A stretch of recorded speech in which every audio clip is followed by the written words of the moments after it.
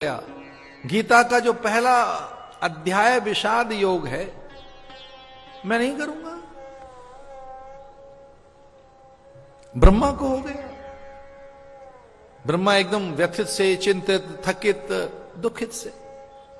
ब्रह्माणी ने कहा कि सब क्या हो गया आपको? वो कहते हैं रोज नए जीव बनाओ, ऐसे ही करो। अपनी क्रियाओं से थक गए।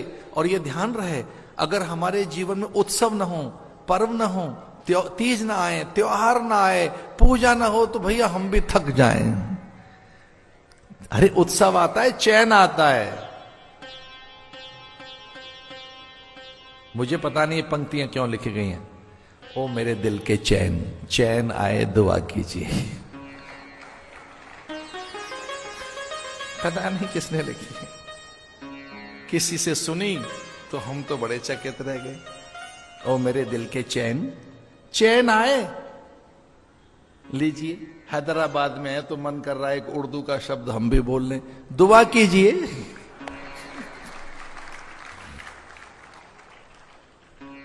भैया चैन आए, दिल को दुआ कीजिए। अरे धन्य हैं हम भारत के लोग, हमारे पास उत्सव हैं, कथाएं हैं, संत हैं, गुरु हैं, माता पिता हैं, देवता हैं। इनके बहाने से हमको चैन आता है। चैन आए दिल को दुआ कीजिए, नहीं तो थक जाए। ब्रह्मा जी गए भगवान के पास, जब मैं बड़ा व्यथित हूं। उन्होंने कहा ब्रह्म रस खो गया, आत्मरस चला गया, अपना रस चला गया है। चतुश्लोकी भागवत में ब्रह्मा को वैसा ही बना दिया जैसे ब्रह्मा थे। इसलिए सबसे पहले ब्रह्मा ने कथा सुनी है। ये चतुश्लोकी भागवत 4 श्लोकों में पूरी कथा सुना दी भगवान ने।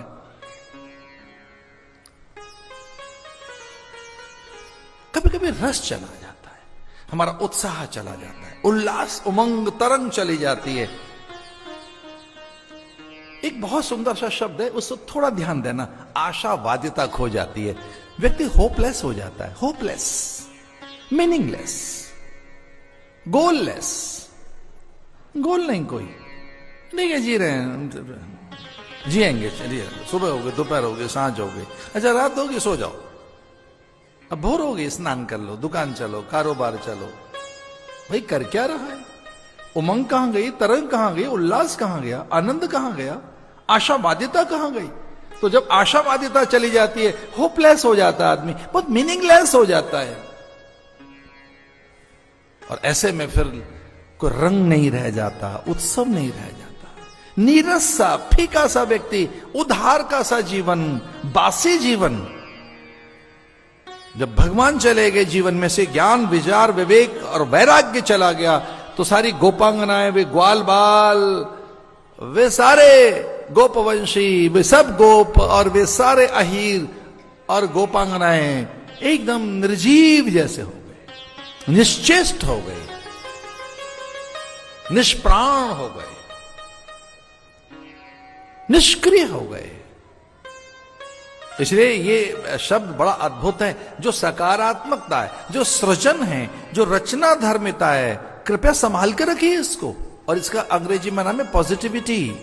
इसे संभाल के रखिए, पॉजिटिव रहिए।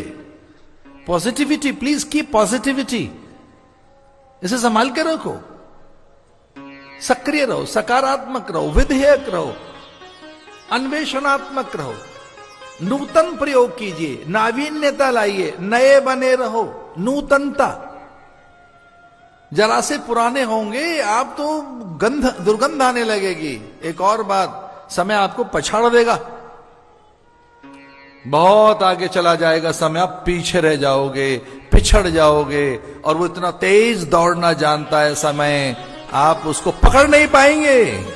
तब तक तो बहुत पीछे रह जाएंगे आप, समय बहुत आगे चला जाएगा। इसे ये कथाएं, ये उपनिषद, ये आख्यान, व्याख्यान, ये दृष्टांत, सिद्धांत और उपाख्यान अथवा पुराण चर्चा और भगवद ये नाम मुझे जिंदा रखते हैं, मुझे रोज तरंग देते हैं, नूतनता देते हैं, freshness, all the time fresh and full of Joy, full of bliss and the full of strength and the full of hope। मैं पूरी आशाओं के साथ रहता हूं, सुंदर सपनों के साथ, बड़े उद्देश्यों के साथ, एक अर्थपूर्ण, एक आनंदपूर्ण, एक मगनता के साथ। तो आपने क्या समझ रखा था कि हमारा सन्यास मरघट का सन्नाटा है, शमशान की चुप्पी है? नहीं भैया, मेरा सन्यास तो दीपावली का प्रकाश है, करवा चौथ की पवित्रता है, होली के रंग हैं, दशहरा का विजय पर्व है, और नवरात्रों जैसा एक पवित्र प्रवाह है यह सन्यास, जिसमें रोज फूल खिलाते हैं हम, रोज रोज नया रस लेकर आते हैं। ये ठहरा हुआ नहीं है, स्टक नहीं है, कोई चीज रुक गई, गतिमानता खो जाएगा जीवन, तो दुर्गंध आएगी उसमें से।